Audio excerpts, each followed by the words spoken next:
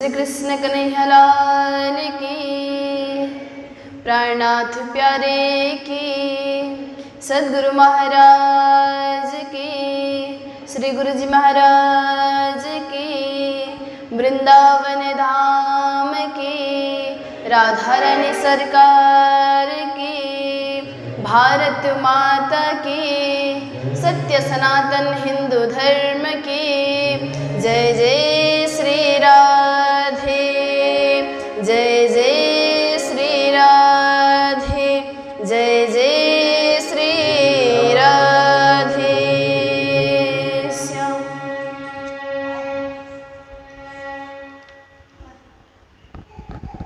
श्री परमात्मने नमः। श्री गुरु चरण कमलेभ्यो नमः। ध्येयं सदा परिभवनमवेष्टदोहं, तीर्थास्पदं शिवविरिञ्चिनुतं शरण्यं, भृत्यार्तिहं प्रणतपाल भवाब्धिपोतं,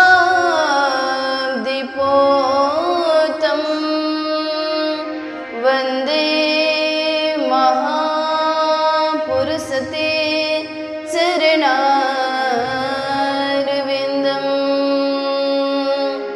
वंशे विभूषितकरान्नवनीरधावा, पीताम्बरधरणवीं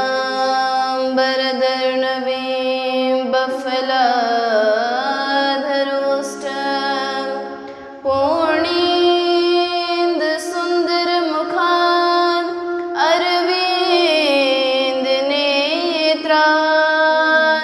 कृष्णात् परं किमपि तत्त्वहं न जाने, नारायणं नमस्कृत्य नरं चैव नरोत्तमं,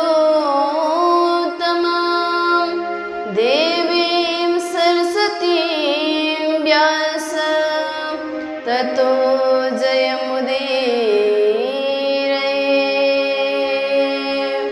जय जय श्री राधारमण, जय जय नवल किशोर, जय गोपी चित्तचोर प्रभु, जय जय माखन चोर। वृंदावन के वृक्ष को मरहम न जाने कोई, या के डाल डाल और पात पात में श्री राधे राधे होय। मंगल कृष्ण प्रणाम हे, मंगल धर्म प्रकाश, मंगल सुंदर साथ है, मंगल धाम उजाड़, सतगुरु मंगल दास है, साथ सुंदर धाम, आशीष अपना दीजिए, होवे पूर्ण काम, होवे पूर्ण काम। बोले वृंदावन बिहारी लाल की, राधा रानी सरकार की। परम मंगलमय परात्पर अक्षरातीत श्री राज श्यामा जी, वांग्मय प्रतिमूर्ति स्वरूप श्री ब्रह्मवाणी, श्री तारतम सागर और श्रीमद् बीतक साहेब और श्री कृष्ण की लीला से भरी हुई ओतप्रोत सी वाणी, वांग्मय प्रतिमूर्ति वाणी श्रीमद् भागवत महापुराण श्रद्धेय श्री पूजनीय श्री वंदनीय श्री गुरु जी, माता जी, पुजारी महाराज और संगीतज्ञ मंडली और दूर नजीक से पधारे हुए प्यारे श्री राज जी के अति लाडली सुंदर साज जी और जिनके माध्यम से हम वितक श्रवण कर रहे हैं साध्वी श्री दीदी जी, आप सभी के श्री चरणों में मेरा करबद्ध कोटि कोटि प्रेम प्रणाम है। प्रणाम। आज श्रीमद् भागवत का तृतीय दिवस। आइए भागवत श्रवण करने से पहले अपने मन वाणी को पवित्र करते हुए श्री धनी जी के नाम का 2 शब्द ध्यान करें, गाइए। कृष्ण गोविंद गोपाल गोपाल नंदलाल, कृष्ण गोविंद गोविंद गोपाल नंदलाल, कृष्ण गोविंद गोविंद गोपाल नंदलाल, कृष्ण गोविंद गोविंद गोपाल नंदलाल, कृष्ण गोविंद गोविंद गोपाल नंदलाल, कृष्ण गोविंद गोविंद गोपाल नंदलाल, कृष्ण गोविंद गोविंद गोपाल नंदलाल, कृष्ण गोविंद गोविंद गोपाल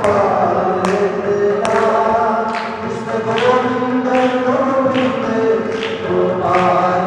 जय हो कृष्ण गोविंद गोविंद गोपाल नंदलाल, कृष्ण गोविंद गोविंद गोपाल नंदलाल, कृष्ण गोविंद गोविंद गोपाल नंदलाल, कृष्ण गोविंद गोविंद गोपाल नंदलाल, कृष्ण गोविंद गोविंद गोपाल नंदलाल, कृष्ण गोविंद गोविंद गोपाल नंदलाल। जय हो। करताली बजाते हुए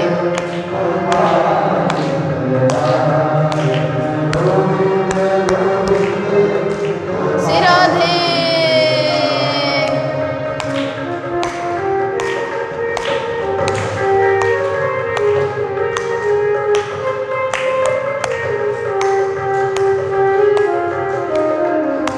लंबे लंबे हाथों से करताली बजाते हुए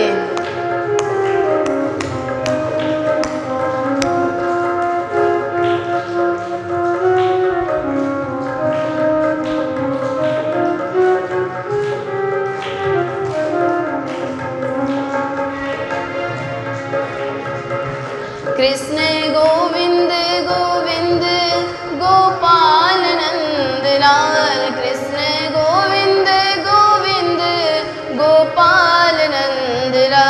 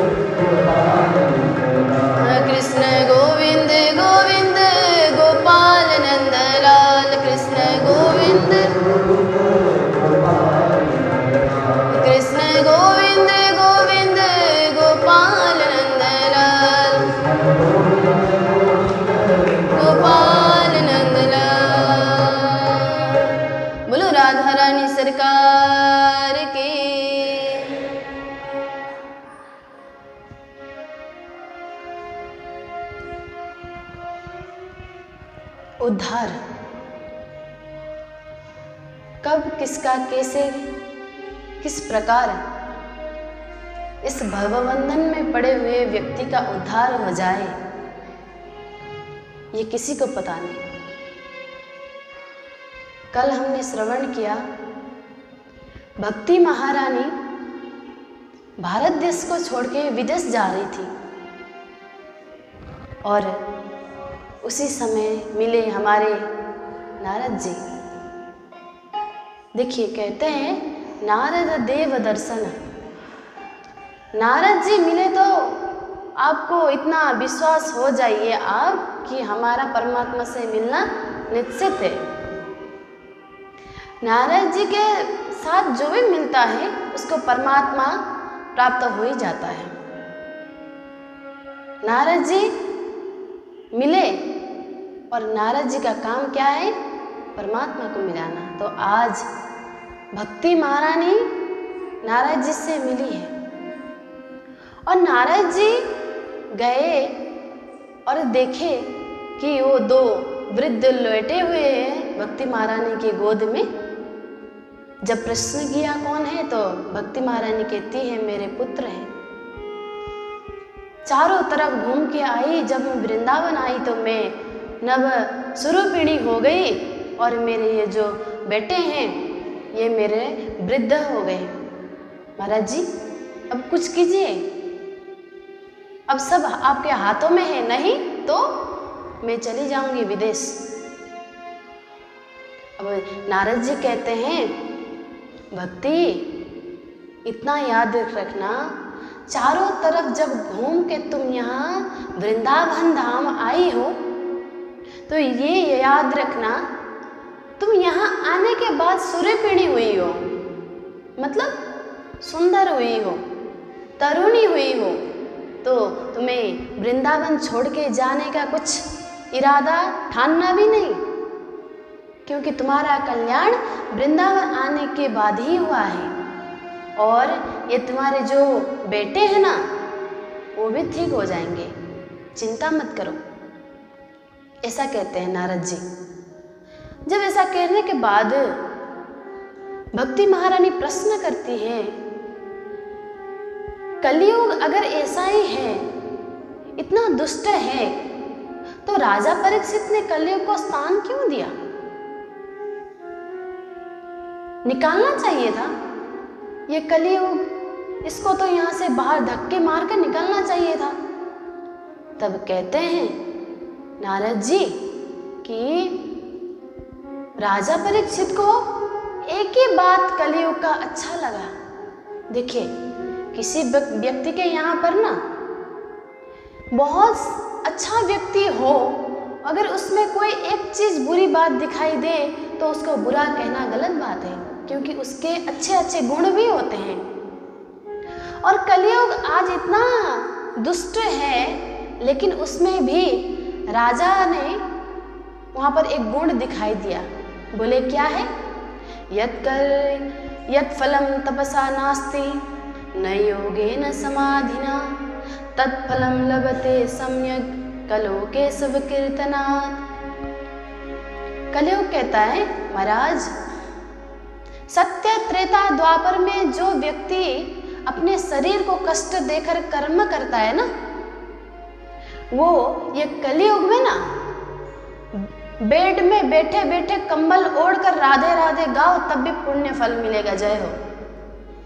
कलयुग में ऐसा है, आपको जरूरत नहीं है नहाने के लिए, सुबह उठो तो कांपते हुए नहाना जरूरत नहीं है, आप बेड में बैठे रहो और राधा राधा राधा राधा श्याम श्याम श्याम राजी राजी राजी कहते चलो, तो आपका तब भी पुण्य हो जाएगा। इसका मतलब ये नहीं है कि नहाना तो जरूरी है, क्योंकि शरीर शुद्ध रखना भी आवश्यकता है। लेकिन कहने का भाव यहाँ पर कलयुग में कष्ट करना नहीं है। हरे नामेव केवलम, कलयुग में तब परमात्मा का नाम ही लो तो आपका कल्याण हो जाएगा। यही बात राजा परीक्षित को बहुत अच्छा लगा, इसीलिए राजा परीक्षित ने कलयुग को स्थान दिया यहाँ पर। और कहते हैं कलियुग केवल हरि गुण गाना, गावत नर पावही भव ताहा। जो व्यक्ति हरि का नाम गाएगा, परमात्मा का नाम गाएगा, उसका इस भव सागर से क्या होगा? तारण हो जाएगा, भव सागर से तरकर वो जाएगा। कलियुग में केवल नाम संकीर्तन ही है और कुछ भी नहीं है। यहाँ पर तपस्या वो पहाड़ों में जा जाकर जो संत करते हैं तपस्या, वो करने की आवश्यकता नहीं है। तो नारद जी कहते हैं यहाँ पर, भक्ति महारानी अगर आप स्वरूपिणी हुई हो तो ये चिंता मत करो, आपके ये पुत्र भी ठीक हो जाएंगे। अगर ये ठीक नहीं हुए ना, नारद जी बोल रहे हैं, अगर ये ठीक नहीं हुए तो मैं हरि का दास नहीं हूं, ये लिख कर रखना। मैं जन जन गेहे गेहे जने जने स्थापयिष्यामि। अगर मैं जन जन में, हर एक व्यक्ति के दिल में मैं तुम्हारा नाम उत्पन्न नहीं करूं तो मैं हरि का दास नहीं, ऐसा नारद जी ने आज कह दिया। तो जब नारद जी के मुखारविंद से यह बात भक्ति महारानी ने सुनी तो भक्ति महारानी आज प्रसन्न होकर गाती है, स्तुति करती है। क्या कहती है?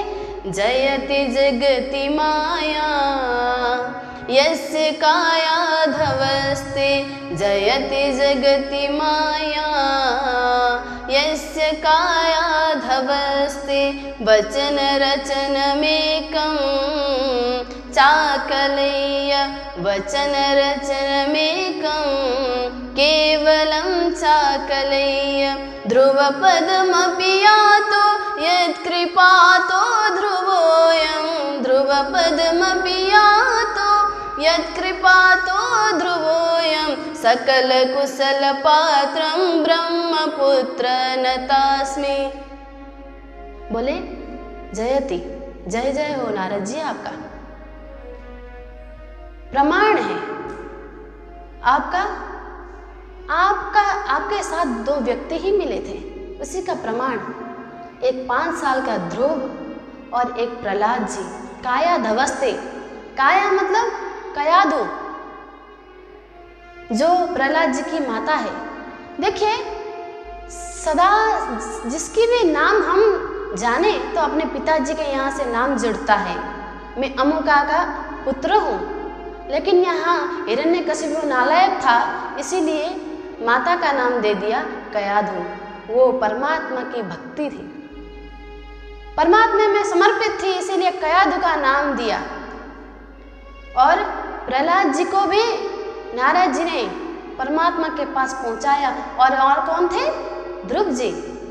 ध्रुव जी को भी नारद जी ने रास्ते में मिलकर ज्ञान दिया और ध्रुव जी ने भी 5 साल में परमात्मा को प्राप्ति कर लिया। तो कहते हैं नारद जी, हे भक्ति महारानी, तुम्हें ये वृंदावन छोड़ के जाने की कोई आवश्यकता नहीं है और तुम यहाँ पर आराम से रह सकती हो, और तुम्हारे पुत्र जो भी है ना, ये भी आराम से यहाँ से बैठ सकते हैं, मैं करूँगा। देखिए, संत का संग जब हमें लगता है ना तो कल्याण ही होता है। कहते हैं, संतन के संग लाग रे तेरी अच्छी बनेगी, संतन के संग लाग रे तेरी अच्छी बनेगी, संतन के संग लाग रे तेरी अच्छी बनेगी, अच्छी बनेगी तेरी बिगड़ी बनेगी। हाँ, अच्छी बनेगी तेरी बिगड़ी बनेगी।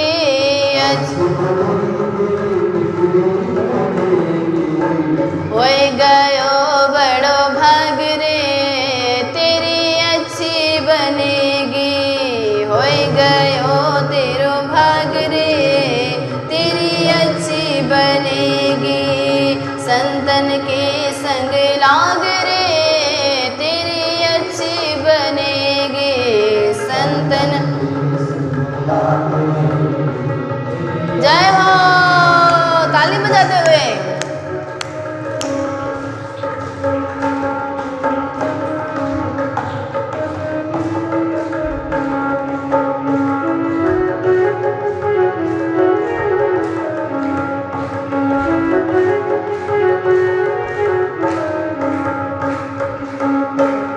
जय हो।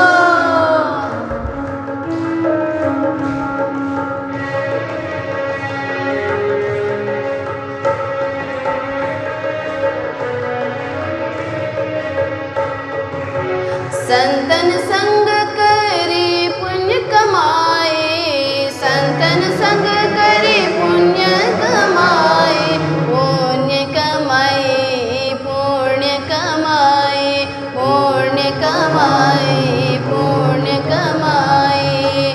संतन संग करे पुण्य कमाए, संतन संग करे। श्याम चरण अनुराग रे तेरी अच्छी बनेगी, श्याम चरण। हाँ, संतन के संग लाग रे तेरी अच्छी बनेगी।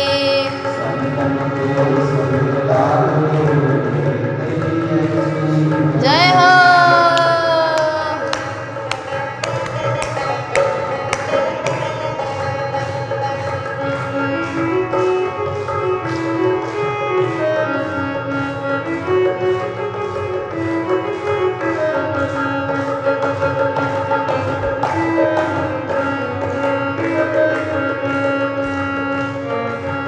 ताली बजाते हुए।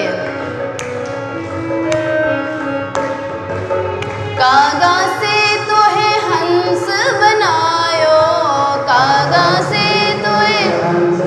देखिए संत गुरुजन कैसे होते हैं, हम क्या होते हैं उससे क्या बना देते हैं किसी को भी पता नहीं होता है। गुरु संत ऐसे होते हैं जो हम लायक ही नहीं है उसको महाज्ञानी बना देते हैं, ऐसे संत होते। तो आइए सब मिलकर गाइए।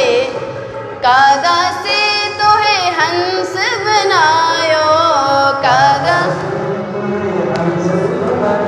हाँ, कागा से तो है हंस बनायो, कागज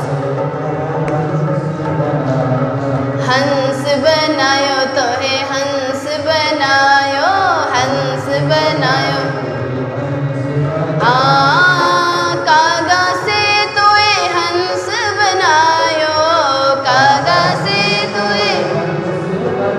हाँ, मिट जाए और दाग रे तेरी अच्छी बनेगी, मिट जाए। तालियां। हाँ, संतन के संग लाग रे तेरी अच्छी बनेगी, संत। जय हो।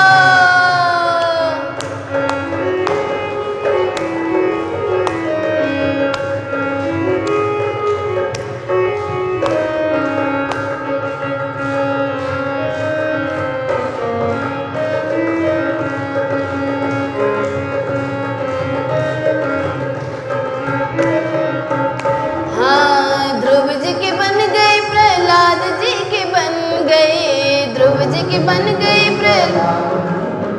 हाँ, ध्रुव जी के बन गए, प्रहलाद जी के बन गए, ध्रुव जी के। हाँ, ध्रुव जी के बन गए, प्रहलाद जी के बन गए, ध्रुव जी के बन गए। हाँ, प्रभु सुमिरन में लग रे तेरी अच्छी बनेगी, प्रभु सुमिरन में लग रे तेरी अच्छी बनेगी। संतन के संग लग रे तेरी अच्छी बनेगी, संतन के संग। हाँ, संतन के संग लग रे तेरी अच्छी बनेगी, संतन के संग। अच्छी बनेगी तेरी बिगड़ी बनेगी, अच्छी बनेगी तेरी बिगड़ी बनेगी। हरि चरणों में लग रे तेरी अच्छी बनेगी, तालियां। हाँ, संतन के संग लाग रे तेरी अच्छी बनेगी, संतन के संग। हाँ, संतन के संग लाग रे तेरी अच्छी बनेगी, संतन के संग लाग रे तेरी अच्छी बनेगी। बोले सद्गुरु महाराज के। देखिए, आज भक्ति महारानी को नारद जी मिल गए। अब कहते हैं नारद जी, वृथा खेद से बाले अहो चिंता तुरा कथम, श्री कृष्ण चरणाम भोजम स्मर दुखम गमिष्यति। हे बाले, बाले मतलब हे बालक, चिंता मत करो, क्योंकि क्या कहते हैं, हरिस्मृति सर्व विपत्ति मोक्षणम। जो विपत्ति में परमात्मा का याद करे ना, उसका विपत्ति सरल होके टर जाएगा। और तुम तो कहाँ आई हो?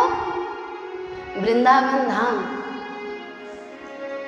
वृंदावन जो आता है ना, उसका संकोच बिना ही उसका कल्याण हो जाता है। तो तुम टेंशन मत करो,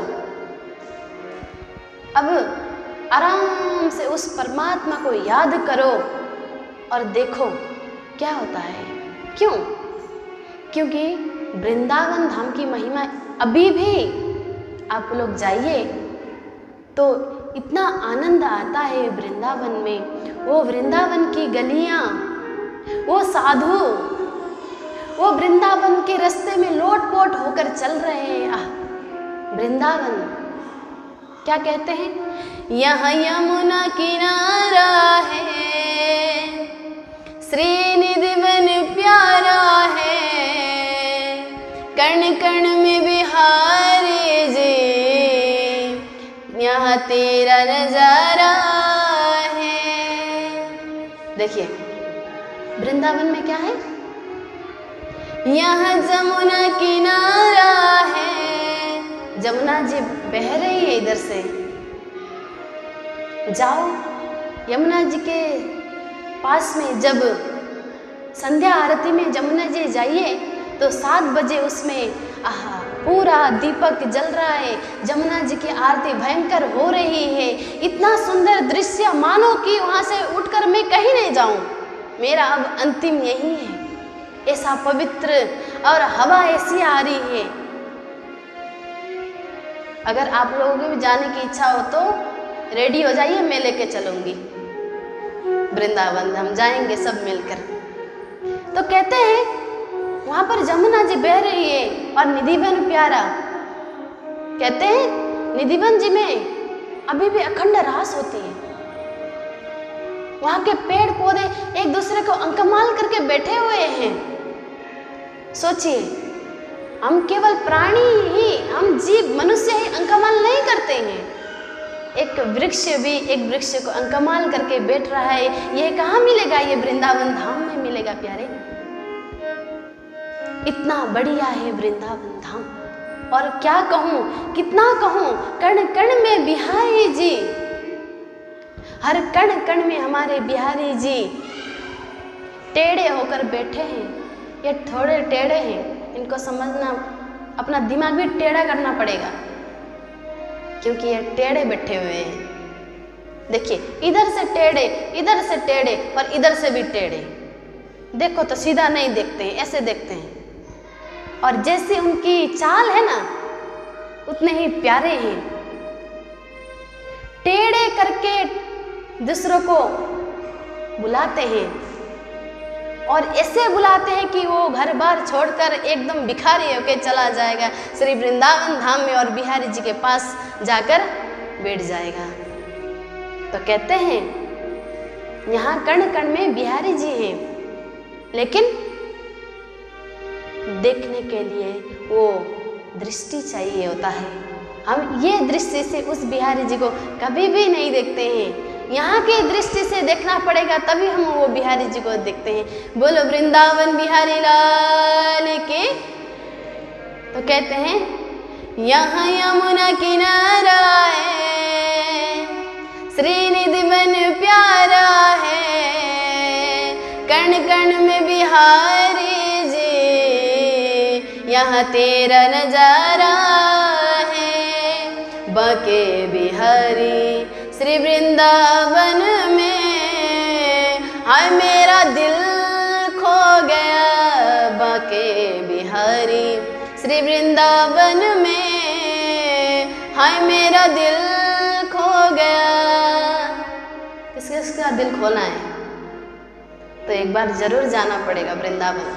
जैसे भक्ति महारानी जाके आज वहाँ पर नाच रही है, नृत्य कर रही है, उसी प्रकार हम भी जाएंगे और वृंदावन में जाकर धूमधाम से नृत्य करेंगे।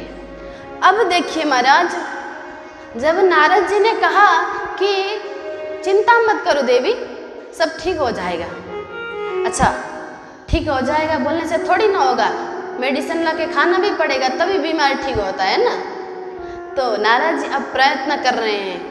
क्या कहते हैं? अब क्या करूं मैं?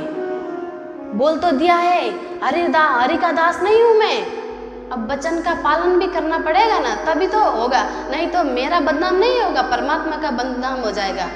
परमात्मा का नाम दिया है मैंने, बेचा है, घूस दिया है, बोलते हैं ना। मैंने आज ठाकुर जी का नाम दिया है, अगर ये नहीं हुआ ना तो ठाकुर जी बदनाम हो जाएंगे मेरे कारण, और मेरे कारण ठाकुर जी बदनाम नहीं होना है। तो अभी नारद जी कह रहे हैं क्या करूं?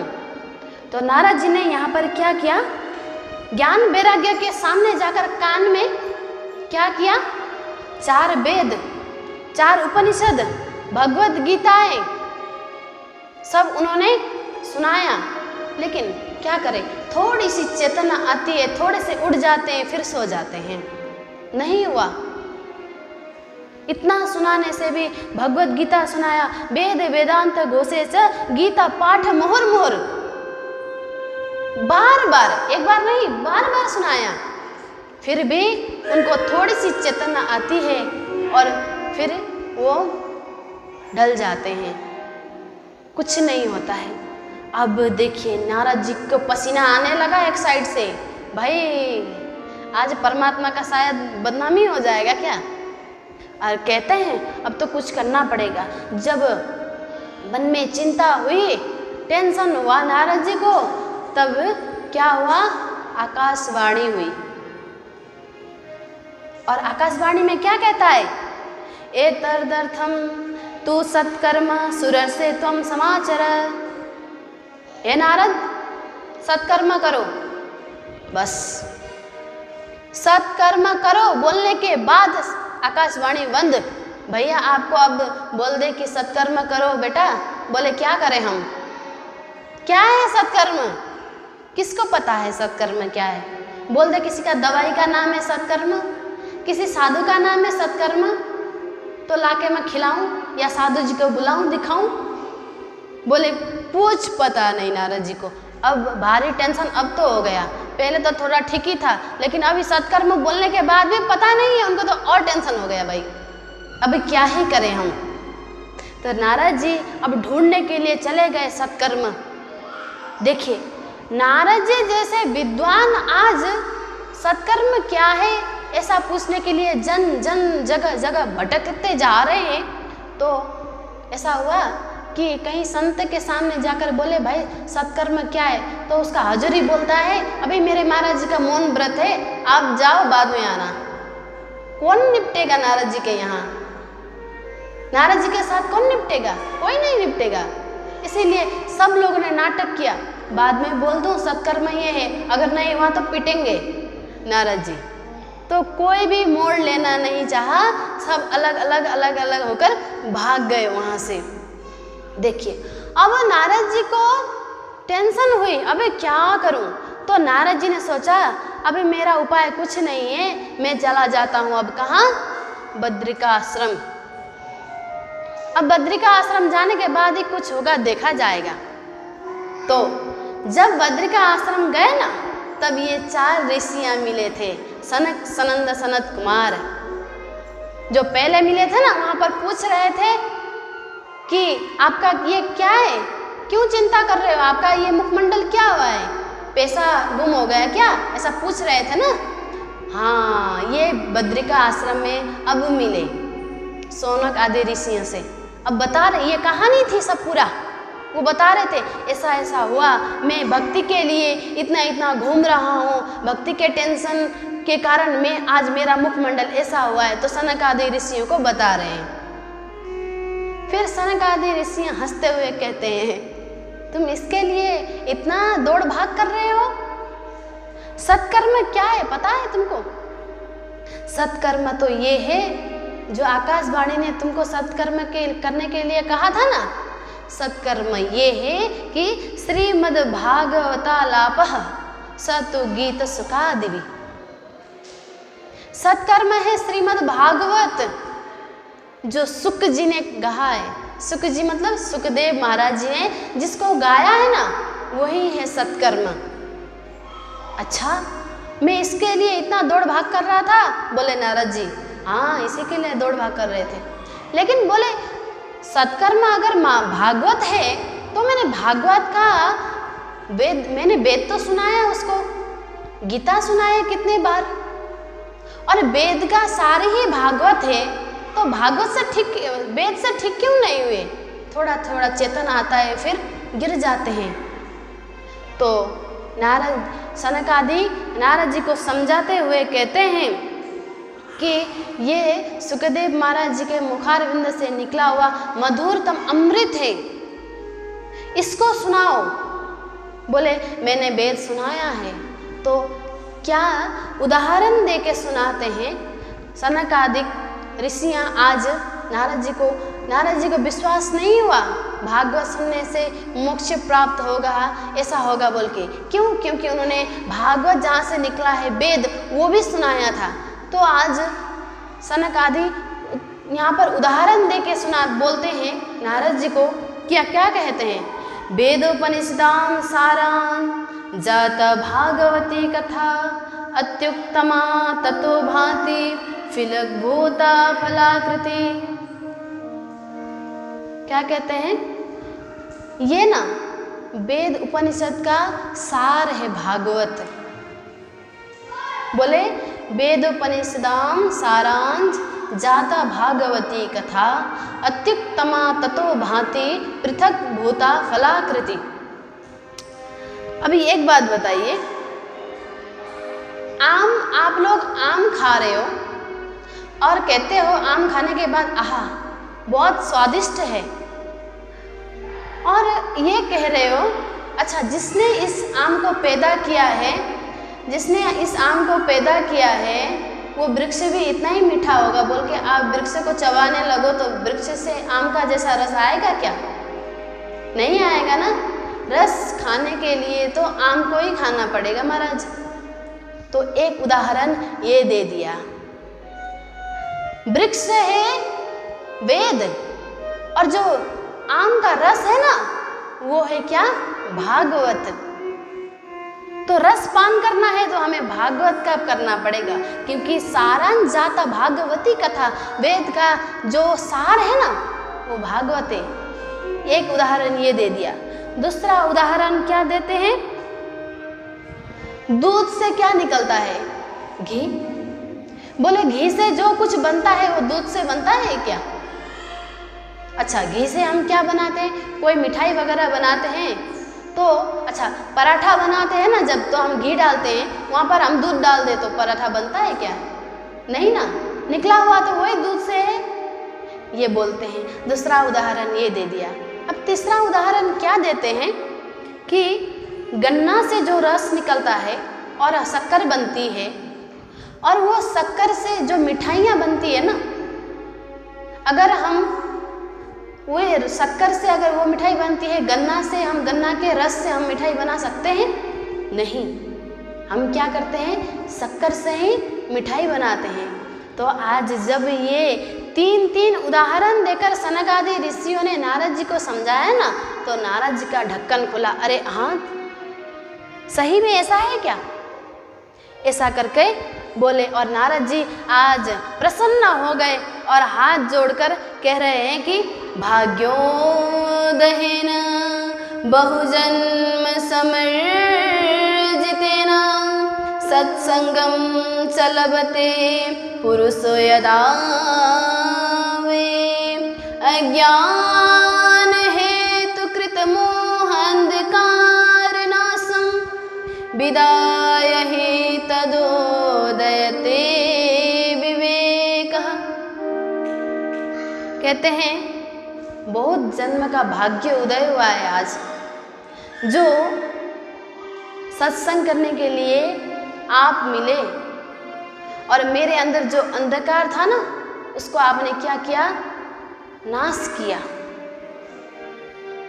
जो अंधकार था वो नाश किया। इसी भाषा में गोस्वामी तुलसीदास कहते हैं बिनु सत्संग विवेक न होई, बिनु सत्संग विवेक न होई, राम कृपा बिनु सुलभ न होई, राम कृपा बिनु सुलभ न होई, हाँ बिनु सत्संग विवेक न होई, राम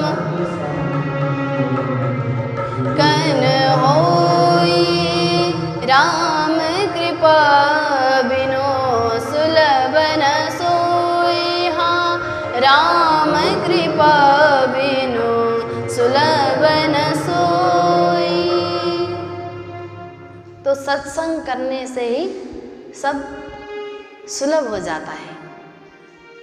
अब देखिए श्रीमद् भागवत का सत्कर्मन सनक आदि ऋषियों ने जब कह ही दिया तो आगे ही है जिसको खोज कर आज नारद जी घूम रहे हैं। तो आज नारद जी कहते हैं कि मैं आप लोगों से श्रीमद् भागवत श्रवण करूँगा। और श्रवण कहाँ करना है? बोले गंगा तट, गंगा तट के किनारे जाइए और वहीं पर श्रवण करना है। आनंद नाम तट पर, वहाँ पर एक आनंद नाम का तट है, वहाँ पर हम कथा करेंगे। अब सारे देखिए वो गंगा के तट जैसे वृंदावन है ना, उसी प्रकार एक किनारे में बैठ गए सब, और वहाँ पर का मुख्य यजमान है नारद जी, और जो वक्ता है वो हमारे सौनक आदि ऋषियाँ हैं, 4 ऋषियाँ। और श्रोता के लिए अब कहते हैं यहाँ कौन कौन आए? कहते हैं भृगु, वशिष्ठ, च्यवन, गौतम, मेधातिथिर, देवल, है ना, और परशुराम जी यहाँ पर आए कथा सुनने के लिए, भागवत श्रवण करने के लिए, और मृकंडु पुत्र मार्कंडेय जी आए। सब यहाँ पर आकर बैठ गए अपने अपने आसन जमा कर। कहते हैं कि पुरुषों का बैठने का साइड अलग, महिलाओं के लिए अलग। बोलते हैं वहाँ पर शिव जी भी आए, सब देवता भी वहाँ पर ही आए कथा श्रवण करने के लिए। इस बार देवता ने गलती नहीं किया, आराम से आकर ही बैठे। तो सब आकर वहाँ पर बैठ गए। उसी समय अब यहाँ पर सनक आदि कहते हैं कि सदा सेव्य श्रीमद् भागवती कथा। जो ये भागवत को श्रवण करने के लिए सोचेगा ना, उसके हृदय में ठाकुर जी आकर ऐसे कब्जा होकर बैठ जाते हैं। सोचने मात्र से ही, श्रवण करने के मात्र से कहते हैं अरे ही चित्तम समाश्रयेत, चित्त में परमात्मा आकर बैठ जाते हैं। और देवता लोग यहाँ पर क्या कहते हैं पता है? अगर मनुष्य जन्म लेकर भी कोई सत्संग ना करे ना, भजन कीर्तन ना करे ना, परमात्मा का नाम स्मरण ना करे, तो क्या कहते हैं? आजन्म मात्रमपि येन सठेन किंचित चित्तम विधाय सुख शास्त्र कथा न पीता चांडाल वच्च खरवत नीतम मिथ्या स्वजन्म जननी जनि दुख भाजा। अर्थ पता है? बताऊं क्या बोल रहे हैं देवता लोग? आजन्म मात्रमपि सठेन किंचित चित्तम विधाय सुख शास्त्र कथा न पिता। किसी ने आज एक बार भी श्रीमद् भागवत का श्रवण नहीं किया है ना, चित्त में परमात्मा को नहीं बिठाया है ना एक बार भी। आज जन्म मात्र सठेन किंचित चित्तम विधाय सुख शास्त्र कथा न पिता, उसको क्या बोलते हैं? बोले चांडाल। देखिए गाली दे दे यहाँ पर, चांडालवत खरावत तेन नितम, गधा बोला है। जो एक आप लोगों को नहीं बोला है, टेंशन मत करिए। आप लोग तो यहाँ पर सत्संग कर रहे हैं और राधे राधे नाम जाप कर रहे हो, लेकिन जिसने एक बार भी प्रभु के शरण में नहीं आया है ना, उसको बोल रहे हैं। मनुष्य जीवन कहते हैं ना, मनुष्य तन दुर्लभ है साधु सो क्यों भूल गुजारो, गौरी में हम सदा गाते हैं ना। तो अमूल्य जीवन है ये मनुष्य जीवन। तो देवता लोग कह रहे हैं जब हम गए ना कलश लेकर, तब भी हमें ये भागवत नहीं दिया, तो आराम से आज मनुष्य को तो ऐसे ही मिल रहा है ये भागवत। तो अगर ये मिलने के बाद भी वो अगर श्रवण ना करे तो वो गधा है, वो चांडाल है, ऐसा करके देवता लोग ने बोल दिया यहाँ पर। अब महाराज जैसे ही कथा श्रवण करने के लिए बैठे, भक्ति महारानी और ज्ञान वैराग्य कहाँ पर है? अभी वृंदावन धाम में। नारद जी उसका औषधि लेने के लिए कहाँ गए? बद्रिका आश्रम में, है ना। और बद्रिका आश्रम में गंगा तट के किनारे भागवत श्रवण करने के लिए बैठे हुए हैं नारद जी।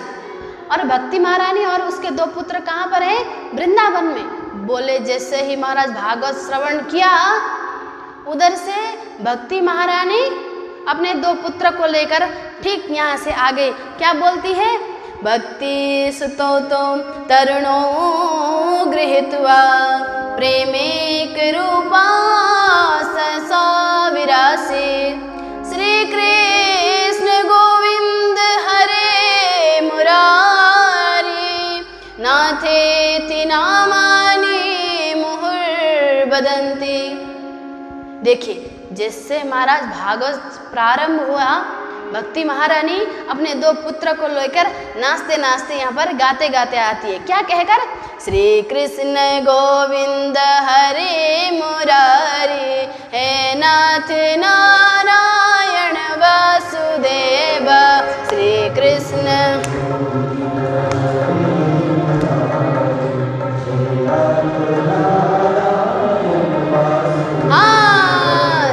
कृष्ण गोविंद हरे मुरारी, हे नाथ नारायण वासुदेव।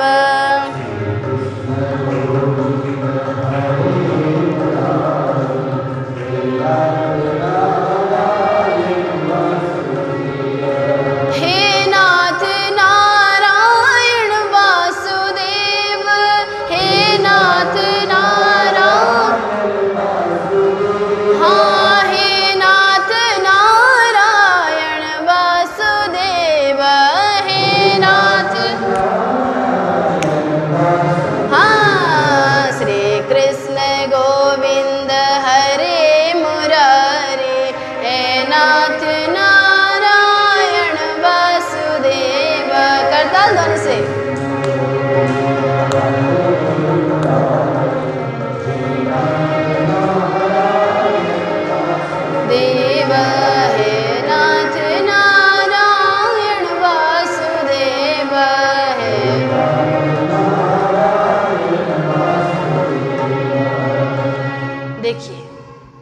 भक्ति महारानी अपने दो पुत्र को लेकर नाचते होते आई। बोले अब महाराज लोग सब बैठे हुए हैं, देखे कि अरे ये कौन है, अपने दो पुत्र को लेके आई है, इसको किसने बुलाया भाई?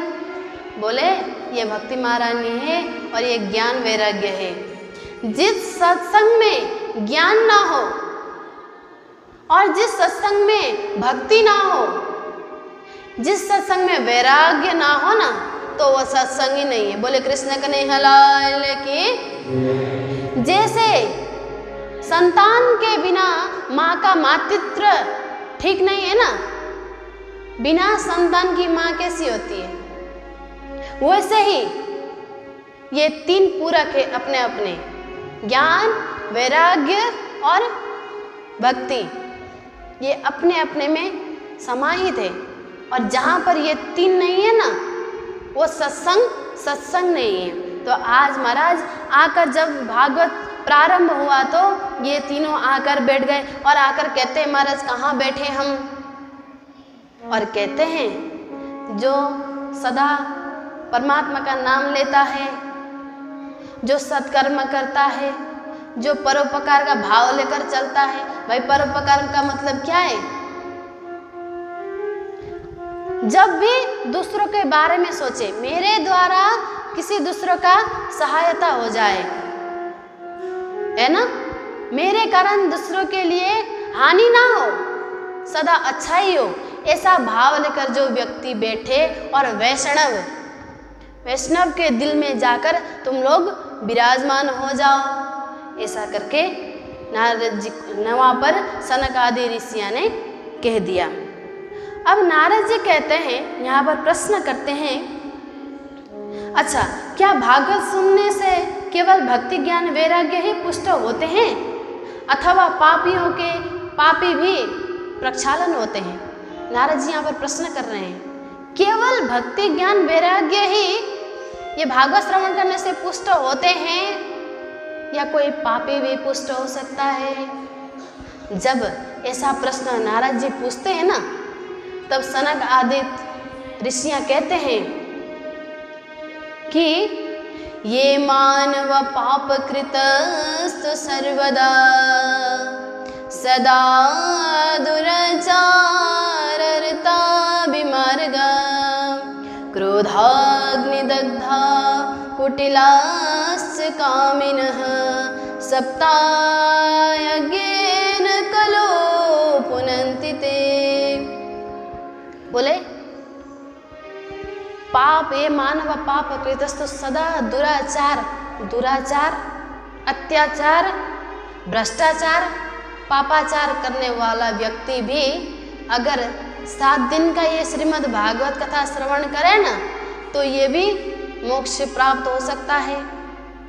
बोले पंचग्र पापा छल छद्मकारिण क्रूरा पिशाचैव निर्दयाश्चैव ब्रह्मस्य पुष्ट व्यवचारकारिण सप्ताह यज्ञेन कलौ पुनन्ति ते।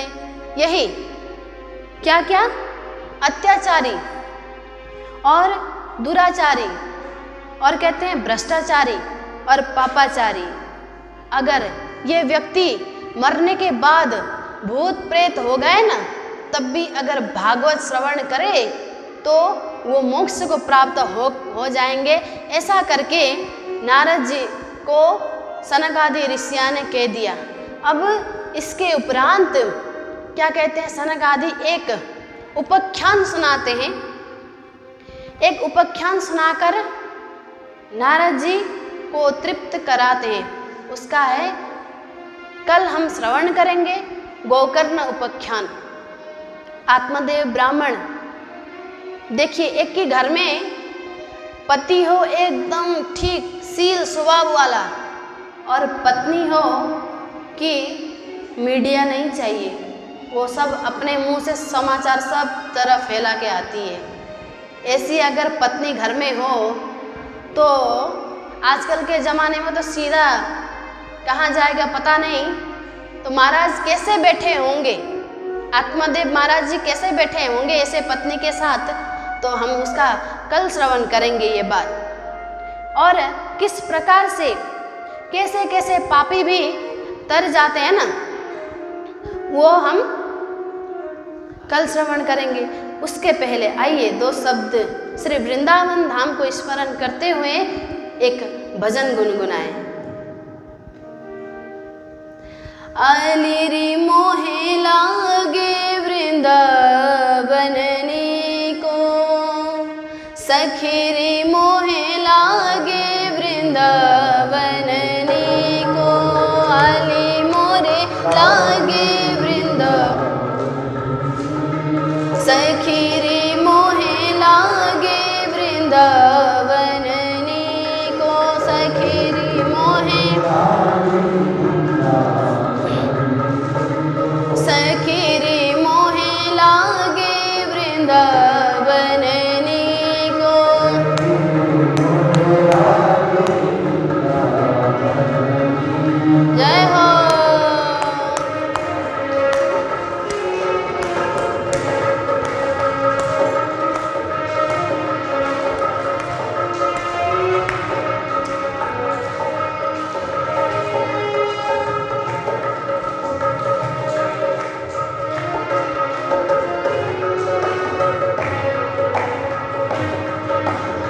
घर घर तुलसी ठाकुर सेवा, घर घर तुलसी घर घर तुलसी ठाकुर सेवा, घर घर हाँ घर घर तुलसी ठाकुर सेवा, घर घर और दर्शन गोविंद जी को, दर्शन अलिरी मोहे लागे वृंदावन को, अलिरी मोहे अलिरी मोहे लागे वृंदावन को।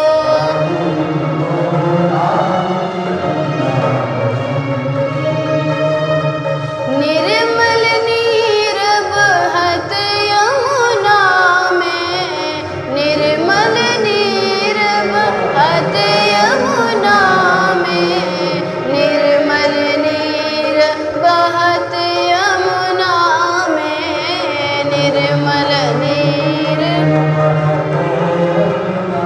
हाँ निर्मल नीर बहत यमुना में, निर्मल हाँ भोजन दूध दही को, भोजन दूध दही को, अलिरी मोहे लागे वृंदावन को।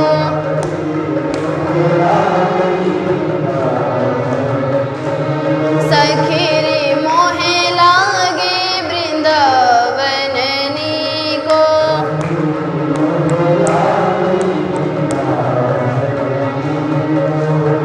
मीरा के प्रभु गिरधर नागर में,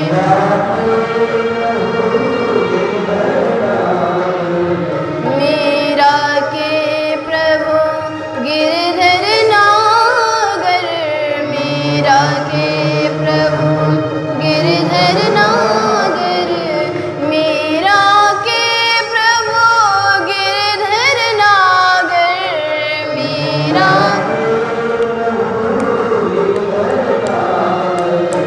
मीरा के प्रभु गिरधर नागर में। और भजन बिना सब फोकरे मेरे, भजन बिना सब फोकरे, भजन बिना सब फोकरे, हली लागे वृंदावन को।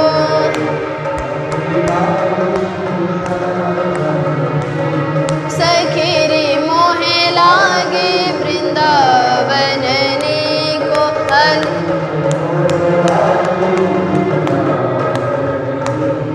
अलिरी मोहे लागे वृंदावन को।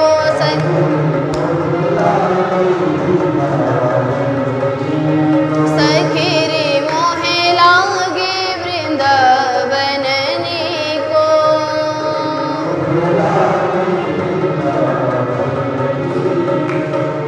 बोले वृंदावन बिहारी लाल की, राधा रानी सरकार की, आज की आनंद की। बोलो व्यास वेद व्यास जी महाराज की, श्रीमद् भागवत महापुराण की, सुखदेव जी महाराज की, सत्य सनातन हिंदू धर्म की, भारत माता की, गौ माता की जय जय।